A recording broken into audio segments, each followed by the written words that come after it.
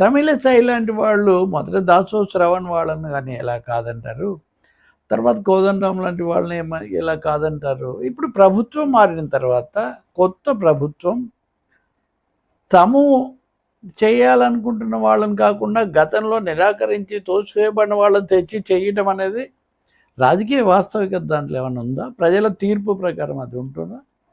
కాబట్టి కోదండరాంను, అలీ ఖాన్ను చెయ్యాలి అని రేవంత్ రెడ్డి ప్రభుత్వం భావించడంలో పెద్ద అభ్యంతరం ఏముంది? పాతదాన్ని తీసుకొని బీఆర్ఎస్ నిర్ణయమే అమలు జరగాలని వాళ్ళు ఎందుకు కోరుకుంటారు? పోనీ హైకోర్టు ఏమన్నా అలా చెప్పి ఉంటే అది వేరే విషయం.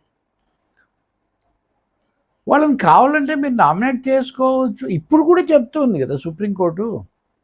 ఒకవేళ కొంచెం కానీ చూద్దామని మళ్ళీ నామినేట్ చేశారనుకోండి, వాళ్ళకేమీ రాజ్యాంగపరమైన అవరోధాలు ఏమి ఉండవు. రాజకీయంగా ఇబ్బంది అవుతుందేమో, 1కి 2 సార్లు దెబ్బతింటామేమో అని అనుకోవటం తప్ప